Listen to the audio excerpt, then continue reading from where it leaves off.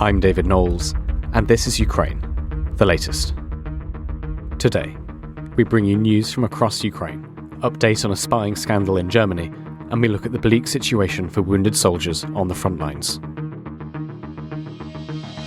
Bravery takes you through the most unimaginable hardships to finally reward you with victory. If we give President Zelensky the tools, the Ukrainians will finish the job. Slava Ukraini!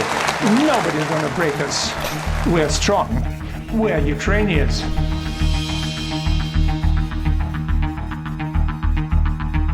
Every weekday afternoon, we sit down with leading journalists from the Telegraph's London newsroom and our teams reporting on the ground to bring you the latest news and analysis on the war in Ukraine.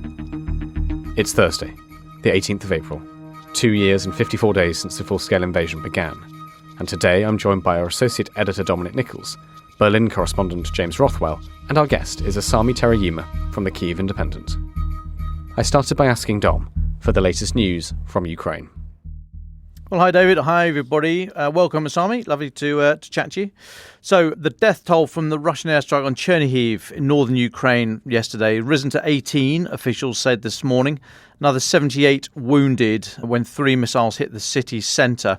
That's Russia's deadliest airstrike in weeks. Governor Vyacheslav Chaus said on Telegram that the search and rescue operation was called off this morning. Just to the northeast, Sumy. And Sumi's been attacked again. Russian forces hit the oblast, the area, not just the city, 39 times in 11 separate attacks throughout yesterday, the military administration say there. So throughout the day, Russia hit the border communities with mortar, artillery, drone and guided aerial bomb attacks. Sometimes the drones were dropping explosives on. That was noted in a couple of the communities around there. Now, Terajima Buda is a town said to have a pre-war population of almost 7,000 people. It's in the Sumy area, about 150 k's northeast of Chernihiv, and this town is right on the border with Russia. That's been experiencing the bulk of the attacks over the last 24 hours. Miraculously, no casualties or injuries reported throughout the region, but Russian strikes against Sumy Oblast have become increasingly destructive in recent months, and we may remember that Ukrainian authorities ordered the evacuation of children from 52 settlements throughout the oblast on April the 5th. Now, elsewhere, there are reports from the Ukrainian military, persistent reports, actually, we've mentioned it once before, but these reports are that Russia has ramped up its illegal use of riot control agents on the front lines to try to clear trenches. One Ukrainian infantryman, a call sign Ray, speaking to Reuters, said a drone flying above his trench on the eastern front had dropped a tear gas grenade.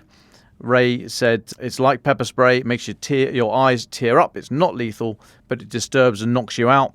It makes it very difficult to carry out your duties once you've inhaled it." I mean, it can be extremely debilitating in large doses. So if it hits you in a small area.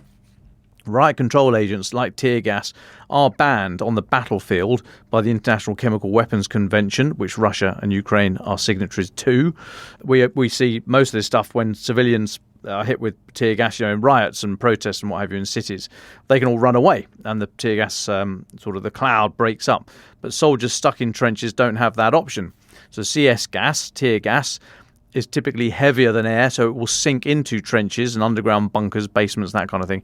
It sits in the low-lying ground, which is obviously exactly where the soldiers are. So in those sort of dosages, it can be very, very dangerous indeed. Colonel Serhiy Pakhomov, who's acting head of Ukraine's military, or the Ukrainian military's atomic, biological and chemical defense forces, said Kyiv recorded around 900 uses of riot control agents by Russia in the past 6 months, out of a total of 1,400-ish since the start of the full-scale invasion. Russia's embassy in the Netherlands, where the OPCW, the Organisation for the Prohibition of Chemical Weapons, is based, back in January they posted a tweet on X that allegations about Russia's use of grenades with CN gas use unconfirmed data. Russia's defense ministry didn't respond to a request for comment by Reuters to their article. Now, CN, very similar to CS, CN, it's worth noting, is the principal component of the aerosol mace. So that's the kind of effect it can have on you. Now, Moscow previously accused Ukrainian forces of using chemical weapons, something that Kyiv denies. There's no way to independently verify any of that. But Colonel Pakhomov said 500 Ukrainian troops have required medical help after exposure to toxic substances on the battlefield, and at least one soldier has died after suffocating on tear gas. He said, in addition to demoralization, the person loses physical capabilities. He can't see, can't breathe. Everything is irritated. Yes, it's temporary, but it is the very moment the enemy can use to take over this position or another. Now, the Ukrainian military is said to be distributing gas masks or respirators, to use the military term, and conducting drills to prepare soldiers to defend their position and carry on normal military duties during such attacks. But Reuters note that at one drill near Kharkiv, instructors said that the gas masks help protect troops from almost all combat poisons, but the length of exposure could impact their effectiveness. And what they mean by that is that these things, these big, rubberized gas masks, respirators, it's uncomfortable to wear. You can't see an awful lot. Your vision is very degraded. Trying to drink, there's normally a drinking straw with these things, but it's a right old faff to do that. So you get debilitated very, very quickly. We used to call them the black leech in the British Army because these things are just stuck on your face. And in order to show you how degraded you are in the full chemical biological suit, so the black leech on your face and also all the clothing you have to wear, they'd make us, the instructors would make us put all the gear on and play football, which is great fun. You could have as much water as you like, but you'd play football, and basically people passing out all over the place because you get so hot so quickly. You can't see what's going on. You can't hear. It's just awful to be in that situation for any amount of time. Now, the Reuters article spoke to Volodymyr, 37-year-old doctor at a medical stabilization point in Donetsk. He said gas attack cases have picked up recently. He was seeing an average of 2 soldiers a week. And then a nurse in an army medical unit said that the symptoms she had seen included bitterness in patients' mouths and dizziness, literally the taste of the gas. An official with the OPCW did tell Reuters it had received no request for an investigation or technical assistance related to the alleged use of banned chemicals. But the official, who was anonymous, did say, however, the use of riot control agents as weapons by Russian troops was widely debated at the organisation's recent meetings. Now, the task of documenting this is falling to the Ukrainian military. That's where they get the 1,400 figure from, but it's very difficult to verify that. And would undoubtedly there'll probably be more, I would imagine. Okay, next one. A couple more from me, David. So the Dutch help. Yesterday, Dutch Prime Minister Mark Rutte, tipped to be the next NATO SecGen. He offered to buy Patriot air defence systems from more hesitant allies in order to send them to Ukraine. This comes from our chums over there at The Guardian. He said, we know that many countries are sitting on large piles of Patriot systems, maybe not wanting to deliver it directly. He was speaking at the 2-day summit of EU leaders in Brussels. He said, we can buy it from them. We can deliver it to Ukraine. We have the money available. It's crucial. Well, off you go then. Off you go, Mark. Come on, you haven't met 2% of GDP for the Netherlands, but off you go. Anyway, that's just me.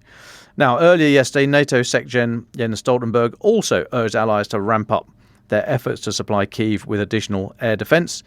He said, the reality is that, of course, we have systems available that are big enough to enable us to deliver significantly more to Ukraine when it comes to air defence in general, and that's exactly what we're working on. There's a lot of work going on here. Don't know how much action there is. Now, Mr. Stoltenberg also said there were fewer than 100 Patriot batteries in Europe, but said NATO as a whole has a significant number. Don't know who else he could be meaning there. Adding, but that's also reflecting the fact that the United States, which is the ally with the most Patriot batteries, has global responsibilities. Okay, fine. Even if there's just a mere 100 batteries in Europe, okay, let's go nuts. Let's half it. Let's say 50. Why don't you give those to Ukraine? That would make a difference. President Zelensky, you may remember, he's gone public. He said Ukraine needs 25 Patriot systems to protect the entire country from Russian attacks. And Foreign Minister Dmytro Kuleba said he's now focused on securing 7 to protect Ukraine's largest cities. That's the immediate need. So they're looking for 7. Zelensky says 25 would do it. And Jens Stoltenberg is saying there's 100 in Europe alone, never mind the United States. Okay, just leave that one there. Now, I was tagged in a tweet last night by Germany's ambassador to the UK. Miguel Berger said on X, he put a thing out on X saying, immediate action on air defence is a German initiative to provide Ukraine with more air defence equipment. Ministers Annalena Baerbock, she's the foreign minister, and Boris Pistorius, Germany's defence minister, are calling on partners to strengthen Ukraine's air defences as quickly as possible. This weekend, Germany announced it will send Ukraine another Patriot system. Now, that's all good. So I replied, invited Herr Berger onto the podcast. Got no reply. I followed up this morning, rang the embassy to see if he'd come on, and I think it's rather positive. So I've left it with them. Got a good relationship with the guys over there. They are a good bunch. So I trust them when they say they will check his diary and see if he can make some time for us next week. So we might be speaking to Germany's ambassador to the UK next week, David. So you can hold your breath on that one. And I'll take a little pause there. That's the end of the sort of military stuff, David. Well, thanks very much, Dom. We are lacking Francis Sternley today. So would you talk us through just a couple of the diplomatic updates you've seen before we go to James Rothwell? So Dom Nicholls, what are you looking at? Of course, David. It is no great loss. Right, OK, so dire need. Ukraine is in desperate need of military weapons that are being held up by Congress's failure to pass the funding package, Pentagon leaders said yesterday. This is General Charles Brown, the new chairman of the Joint Chiefs of Staff. He's been there, 3-4 months now? He described the situation in Ukraine as dire and told the House Defense Appropriations Subcommittee that Ukraine is being outmatched by Russia, quote, whether it's munitions, whether it's vehicles, whether it's platforms. Now, US Defense Secretary Lloyd Austin, who is sitting alongside General Brown, he told lawmakers that time matters. He said, we're already seeing things on the battlefield begin to shift a bit in Russia's favour. I think we'd agree with that. That's what we've been reporting. He said, we are seeing them make incremental gains. We're seeing the Ukrainians be challenged in terms of holding the line. Joe Biden has urged Congress to pass the aid package and said he would sign the funding package right away, sending a message that, quote, we won't let Iran or Russia succeed. Now then, what else is there? So sticking on the US aid bill, and I mentioned Germany's Foreign Minister Annalena Baerbock a moment ago. She's been speaking to reporters yesterday. She said she sees signs of hope coming out of the United States after her government pushed for Washington to continue to keep the support for Ukraine. So on the sidelines of a meeting with her G7 counterparts in Italy, Mrs. Baerbock said, in these turbulent times, it's a hopeful sign that there are now signals from the Republicans in the US that support for Ukraine can be continued intensively. Her comments support an op-ed published in the Wall Street Journal yesterday by a Mr. J. Biden of 1600 Pennsylvania Avenue, Washington, in which he says Russia is intensifying its war against Ukraine with military and non-lethal material support from China, Iran and North Korea, and that Russia and its partners pose an increasing threat to NATO. Mr. Biden stressed that US security assistance to Ukraine can address the Russian threat, and he called for the US House of Representatives to urgently pass the Ukraine aid bill, which we think is tabled for action anytime between now and Saturday evening. Support for Ukraine can stop Russia from encroaching on America's NATO allies, Mr. Biden said, and such action would prevent US involvement in a hypothetical future conventional war between Russia and NATO. Now then, the supplemental appropriations bill we're talking about, we sort of glibly say 60 billion, but just to drill into it because it's going to be voted on. It largely resembles the earlier bill that was passed by the US Senate. It would offer Ukraine $48.3 billion in direct security assistance. Now, of that, $23.2 billion will go to replenish weapons and equipment from the US defense stocks. $13.8 billion would be used for the purchase of new weapons and munitions for Ukraine from US manufacturers. And then $11.3 billion would go for continued US support to Ukraine through other US military operations in the region. So, the first two numbers. The vast majority of that money, 23.2 and the 13.8. I won't ask Francis to do the maths because we know that's not his strong suit. But, the vast majority of this money is going to be spent inside the US. I'll just leave that one there. I'll come back to that a bit later. However, can we rely on the United States? In what might be a complete gift to opponents of this bill, Josep Borrell, the EU's foreign policy chief, said that he regretted that the impact that internal politics, as he says, in the US was having. And he said, we cannot only rely on the US. Now, that word only is important, so I've stressed that. He said, we cannot only rely on the US. He didn't say we can't rely on the US. He said, we cannot only rely on the US. We have to take our own responsibility and stop saying, oh, the US will do it.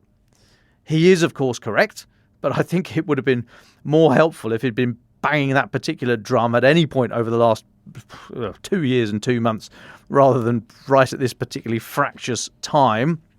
However, better late than never, I suppose. Mr. Borrell urged European countries to send their anti-missile systems to Ukraine.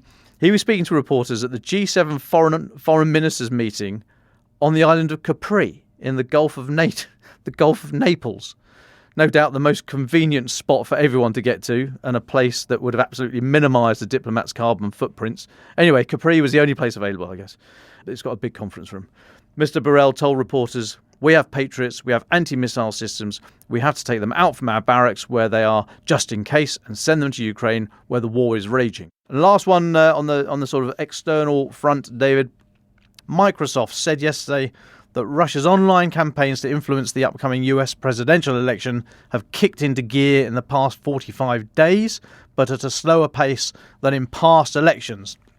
A bit loaded there, saying the past elections. Obviously, Russia denies it had anything to do with the 2016 election, but Microsoft think otherwise. In a new report that they put out, cited by Reuters, Microsoft researchers say Russian-linked accounts are disseminating divisive content aimed at US audiences. They say the typical pattern is that posts would typically start with an apparent whistleblower or a citizen journalist posting content on a video channel. Now they say, and I look to our US listeners to tell me if this how on the money is this, and what these how on the money this is, and how what these media outlets what their gig is, if you like. But Microsoft say that content, originally from a whistleblower or citizen journalist, is uncovered by a network of websites that include, and this is Microsoft's allegation, that include DC Weekly, Miami Chronicle, and the Intel Drop. They say ultimately, after the narrative has circulated online for a series of days or weeks, US audiences repeat and repost this disinformation, likely unaware of its original source. Now, that's fine. It's all a load of hokum, however, as our American cousins might say, because last month the Kremlin promised it would not meddle in November's presidential election. So everything's fine. And I really do need to take a pause there, David. Well, thank you very much, Dom Nicholls. Let's go to Berlin with James Rothwell. James, tell us about spies in Germany. Hi, everyone. There's a big story related to espionage breaking in Germany today. German police have arrested 2 suspected Russian agents who appear to have been plotting a series of sabotage attacks on US military bases in Bavaria. That was part of a wider effort to sort of undermine Berlin's support for Ukraine. Now, they're German-Russian citizens, these spies. They're arrested by police commandos in the town of Bayreuth. And there's a bit more detail available from German prosecutors. They say that the suspects' names are one Dieter S., in addition to one Alexander J. German authorities tend not to release the last name of suspects, hence those initials. And the allegations essentially say that they carried out surveillance of US military sites in Bavaria that were potential targets for their attack. And that they were planning an attack that would have relied on explosives and arson action as well. Now, this is obviously a very, very serious case, and it's just the latest in a string of security incidents related to Germany. We had the Luftwaffe leaks not so long ago, when a sensitive phone call between German Air Force officers discussing the potential delivery of Taurus missiles to Ukraine got intercepted and disclosed by Russia. There's currently a German intelligence officer going through the courts in Germany in a separate case. He's accused of high treason for passing state secrets to Russia. So the Germans seem to have a real problem with this. Now, today's series of arrests shows that they're taking this extremely seriously. The details of the case suggest that these 2 alleged saboteurs were in a relatively early stage of planning, where they were sort of casing targets, taking photos and videos. It's less clear how advanced their planning for an actual attack was, but it will make quite disturbing reading, really, for the rest of NATO. It is just another case of a very serious case of Russian espionage in Germany, though fortunately this one appears to have been nipped in the bud. And James, can I ask, what's the reaction in Germany been? Have we heard much from politicians? How's it been talked about in the press? Well, it's caused quite a bit of a shock, basically. German tabloid Bild is describing it as the sort of latest Russian spy thriller to shock the country. And inevitably, it's going to lead to more discussion about the extent to which Germany may have been infiltrated by Russian spies. There's a sort of growing concern in parts of Germany that Russia may view Germany as the sort of weak link in NATO, the most fertile ground for planting spies and trying to get hold of sensitive information. We've seen some evidence of that already, pretty compelling evidence, in fact, not just that trial I mentioned earlier involving the officer in the German Foreign Intelligence Service, but also that sensitive leak I discussed a moment ago. But this is, or appears at least, to be very much a case of an attack being foiled in, it seems, relatively early stages of its planning. Now, had it gone ahead, of course, this would have been absolutely catastrophic. The focus of this alleged sabotage plan appears to have been US military bases that were involved in supporting Ukraine. So, for example, a focus of German police's investigations has been an area of Bavaria where there are some US military facilities, including those that train Ukrainian soldiers. So in addition to not only damaging military sites, I think one can presume the idea here too was also to cause massive embarrassment to Germany.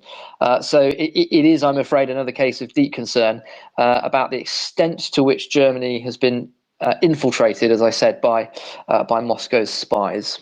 Absolutely. Thank you so much, James, for bringing us that. Just one final question. If we zoom out from the spy story you've been covering, what's the tenor of conversation in Germany, in the German public, in the media, in the politicians around Ukraine at the moment? We haven't spoken for a while, so it might be good just to get your sense of where the conversation's going. Yes, so the foreign policy discussion in Germany at the moment is really dominated by Iran. And after the sort of build-up to the Iranian attack last week, that's kind of where the focus has shifted. Germany, on the whole, is a country that, I think we've talked about this before, has a chancellor who feels he's making very large financial contributions to the support of Ukraine. And one sometimes gets the impression he feels that should get him off the hook for more military provisions, such as the Taurus missiles we've talked about before. They are, I think, engaging more closely on this than they have before. They would point to, for example, artillery production being stepped up. But I think the big concern in Germany, which mirrors that perhaps of the United Kingdom and other NATO members, is that it might actually be too late now in order to provide Ukraine with the weapons that they've got. There's some quite alarming dispatches, as you know, coming from reporters who've been embedded with Ukrainian forces on the Eastern Front, who's saying that the soldiers there just haven't got the kit and the gear that they need. That's becoming a sort of increasingly common refrain. And so for that reason, I don't really detect a great deal of optimism, frankly, in Germany about the sort of trajectory of this war. And I think we're just going to have to see where it leads, basically. Well, James Rothwell, thank you so much for joining us. It's really good to speak to you again. And best of luck with the rest of the day. I know you have to jump off and go do some other reporting. So thank you so much, James. Let's go now to Asami Terajima. Asami, thank you so much for joining us. It was lovely to meet you properly in Kyiv when we were there earlier this year. Just for our listeners, could you just introduce yourself and tell us a little bit about your work? Sure. I'm a reporter at the Kyiv Independent. I'm based in Kyiv, but I usually go to the east and the south for reporting, so that I usually report about the Frontline situation and the conditions that soldiers are facing 2 years into the war. Well, let's talk about that. Let's jump in. You were in Donetsk looking at the issue of medical evacuation. So that's soldiers injured in the fighting and the task faced by the medics and their supporters to bring them out of that and get them help. Why did you want to look at this story? I lost a friend. He died in November 2023. But so there were 3 friends killed at the moment. But the last one, he was alive for 30 minutes. But of course, there were no medics around. There was no equipment to evacuate him. So he just died on the spot. Of course, there's no guarantee he would have survived if he was evacuated on time. But I mean, there's always the chance. So that made me want to look into the issue. Can you paint us a bit of a picture of reporting from the front? Where did you go and what did you see? I went to multiple hotspots of the war, including Avdiivka area, Bakhmut area, Kupiansk areas. And what I found was that really a lot of soldiers go to the front line knowing that there won't be a medical evacuation. There's very low chance that if they receive a serious injury, that they would be evacuated in time. It usually takes hours or sometimes even days for the wounded to get to the medics. And it's just compounding issues. It's not just one issue. Just a lot of things are just not working.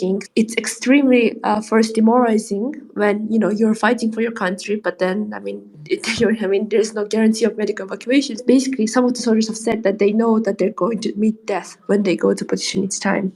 Can we get into the details then? Why does it take so long? What are the issues faced by the medics? So the first and foremost is the intensity of fighting. Of course, this is a very intense war. Both sides are intensively using the drones and artillery, so it's very difficult for any equipment or even a group of people to get to the spots of fighting. And some soldiers have said that it even takes a day or two to actually get to their position. So that really quickly kills any hope of them being evacuated, because medics are not going to take a day or two to actually get to the position so they can help the wounded. And the second point is that there is just a critical lack of equipment that Ukraine is facing.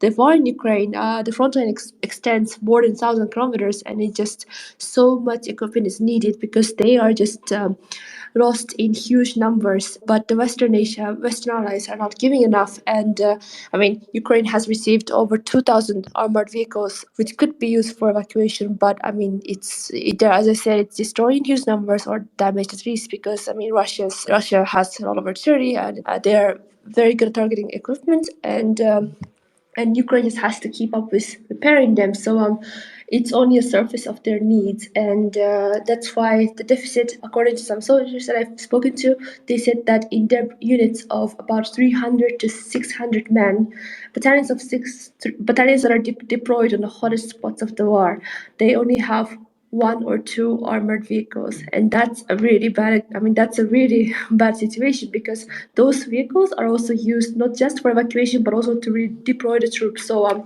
that means that when there's a wounded, there's a high chance that that vehicle might be occupied, so no one can really come to get you. And it usually takes it takes at least 2-3 kilometers usually to hike to the position, because the equipment can't get closer because of the intensity of the fire.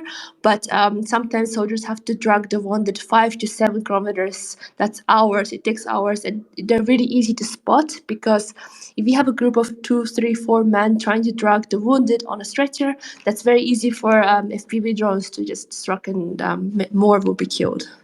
Asami, could you tell us a little more about the soldiers you met? Who are they? What are their stories? I've heard a lot of stories, but I think the one that really struck out to me was how, when there is no hopes of evacuation, the guys that are waiting to be evacuated, they call artillery on themselves, because there is just no hope. They won't make it alive, so they want to kill as many Russian soldiers as possible, even if facing death themselves. So that's a really it's really brutal for the local commanders who are receiving this order. Who have soldiers asking them to call artillery on these positions where their comrades are, because for the local commanders it's basically like killing your comrades. So in those cases they were trying to evacuate the wounded for hours and hours, but it just didn't work, and Russian soldiers got so close, and they eventually occupied this position. So there was no hope, and in such situations there are cases when Ukrainian soldiers do call artillery on themselves. And one other example was how that was in March, one former company commander from the 67th Brigade, who was then deployed near Bakhmut, he said that there was a day in March in 2023 where 23 soldiers were stuck on the front line, and they called for, they were trying to evacuate them to get to them for the whole day, but it didn't work. They had no artillery to also suppress Russian soldiers so that equipment can arrive, or last ditch evacuation just failed because there was nothing to shoot them with, and there was no equipment to really get there. So 23 soldiers were there, and they called artillery on themselves. The artillery didn't hit, but the bodies of the 23 guys are still missing to this day, and the youngest of them is 20 years old. So it's a really heartbreaking situation. Asami, you've painted quite a bleak picture on the state of medical evacuation for Ukrainian troops. What is being done to fix this? What did you find? What could really solve this issue is if Western allies provide a lot more of the equipment, especially the M113 armored personnel vehicles that are very there are plenty of them in Western stocks, but unfortunately Ukraine has a long list of its needs, and according to sources close to the defense ministry, the ammunition remains number one priority. And of course, it's more effective, according to them, that Ukraine sticks to a short list rather than a long listicle. And there's just so many things that Ukraine needs. For example, air defense missiles. That's Ukraine is already lacking them because we see that Russia is stepping up its attacks on energy infrastructure. So equipment is just gets lower and lower into this. So the defense ministry of Ukraine did say that they have requested equipment, including M113s, to Western allies, but they haven't disclosed how many they requested or how many more are being used right now. But for example, US has thousands of M113s sitting in storage, but according to OSINT project Oryx, they said that US has thus far delivered only around 600. So and the Pentagon spokesman has told me that they are aware of this. They are fully aware of the urgency of the situation, but so far we're just waiting for those crucial equipment to arrive. Asami, in your time out on the front, talking to soldiers and reporting on this, was there anything that surprised you? Did you find what you expected, or were there different things about this that stood out to you? For the whole 2 years of the war, poor evacuation and just the evacuation not really happening, but I didn't realize the extent of the problem. And I just think that it's especially heartbreaking when, for example, when you're lucky enough to be evacuated from the position in a relatively short period of time, but there's also the issue of not having enough doctors in the frontline areas who can perform difficult surgeries.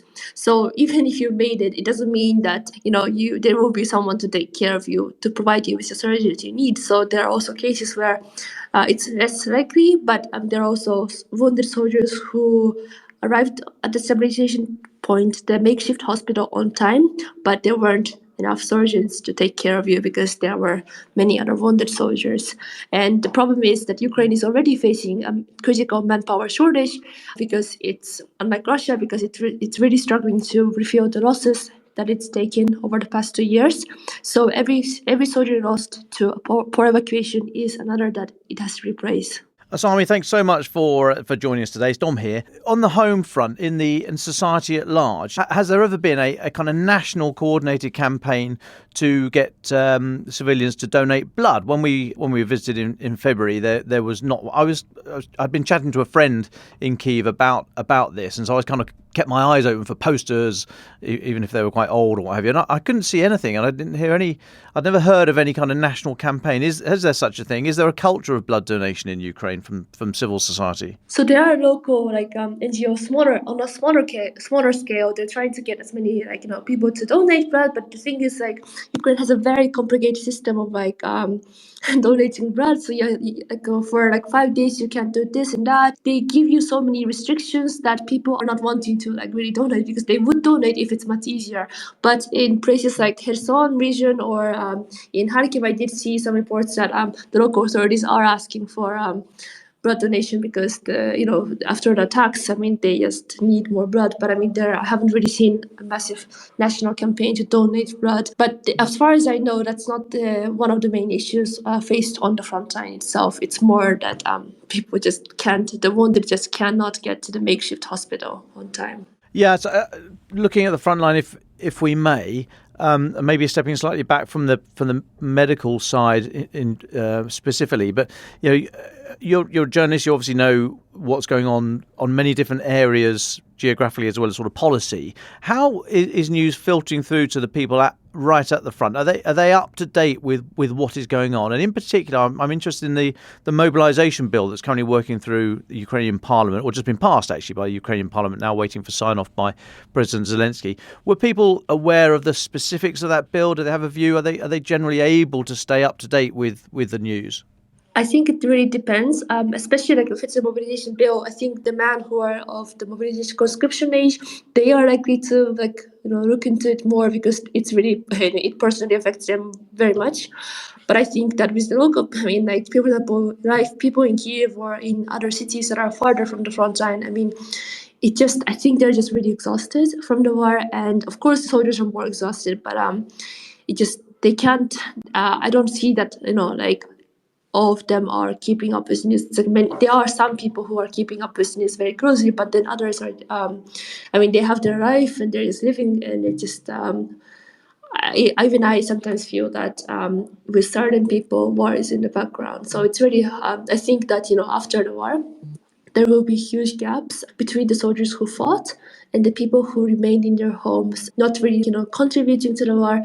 Because there are many other ways to contribute, but there are people who are just not contributing. And then the people who fled abroad, I think that there will be huge gaps post-war, because as we see across the country, people are being affected on a different scale. It's very different individually, I think, but it's normal that some people are more affected than others. And we don't want more people to be affected, but it's just, I think, post-war or even in later stage in the active phase of the war, I think it will be very problematic.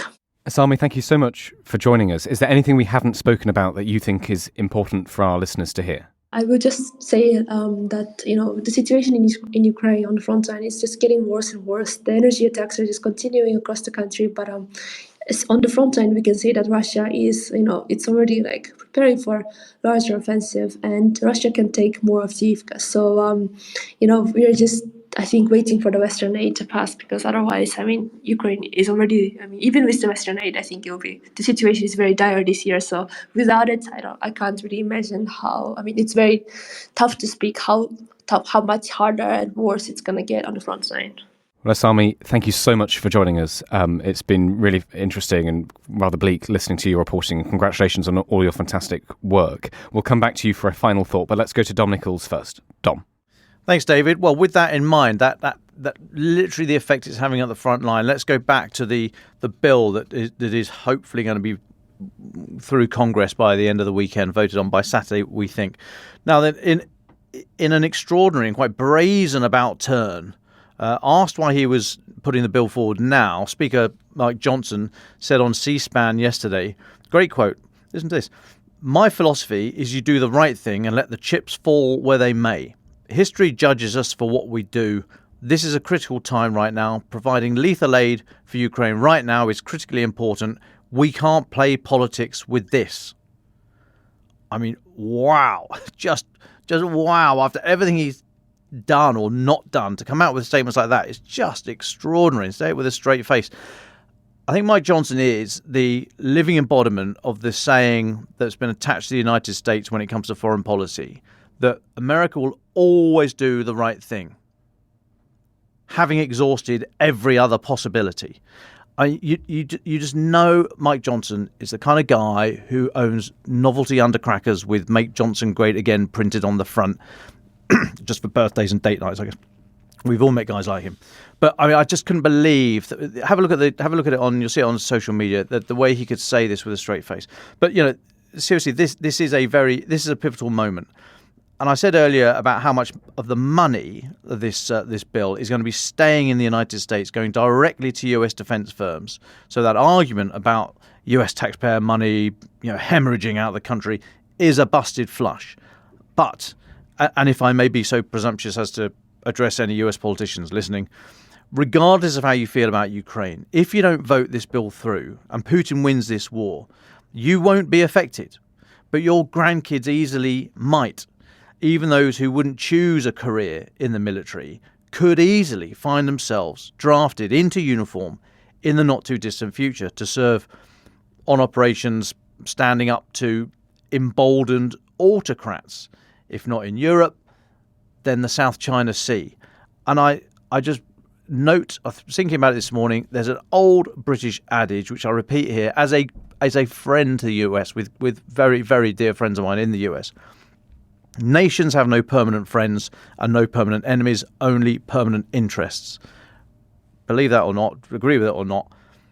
But, to US lawmakers right now, your interests lie in seeing Russia defeated today in Ukraine. Thank you very much, Dom Nicholls. Asami, as our guest, would you like the very final words? Yes, I think that, if this bill doesn't pass, as soon as possible, the longer we wait, the longer the US Congress waits to pass the bill, then I think the consequences are really heavily felt on the ground. As we saw, we lost Avdiivka, not just because of this, but also it's just compounding issues. The situation is getting worse, and we just we're just running out of ammunition and people and these other weapons and equipment every single day. So time is very crucial, and it's also a matter of Ukrainian soldiers' lives. Thank you so much, Dom, James and Asami. Here's a clip of Mike Johnson speaking about the Ukraine bill that Dom referenced in his final thoughts. My philosophy is you do the right thing and you let the chips fall where they may. If I operated out of fear over a motion to vacate, I would never be able to do my job. Look, history judges us for what we do. This is a critical time right now, a critical time on the world stage. I could make a selfish decision and do something that's different, but I'm doing here what I believe to be the right thing. I think providing lethal aid to Ukraine right now is critically important. Ukraine the Latest is an original podcast from The Telegraph. To stay on top of all of our Ukraine news, analysis and dispatches from the ground, subscribe to The Telegraph. You can get your first 3 months for just £1 at www.telegraph.co.uk/Ukraine the Latest. Or sign up to Dispatches, our world affairs newsletter which brings stories from our award-winning foreign correspondents straight to your inbox. We also have a Ukraine live blog on our website, where you can follow updates as they come in throughout the day, including insights from regular contributors to this podcast. You can listen to this conversation live at 1 p.m. London time each weekday on Twitter Spaces. Follow The Telegraph on Twitter so you don't miss it. To our listeners on YouTube, please note that due to issues beyond our control, there is sometimes a delay between broadcast and upload. So if you want to hear Ukraine the Latest as soon as it is released, do refer to the podcast apps. If you appreciated this podcast, please consider following Ukraine the Latest on your preferred podcast app. And, if you have a moment, leave a review, as it helps others find the show. You can also get in touch directly to ask questions or give comments by emailing ukrainepod@telegraph.co.uk. We do read every message. And you can contact us directly on Twitter. You can find our Twitter handles in the description for this episode. As ever, we are especially interested to hear where you are listening from around the world. Ukraine the Latest was produced by Giles Gear, and the executive producers are David Knowles and Louisa Wells.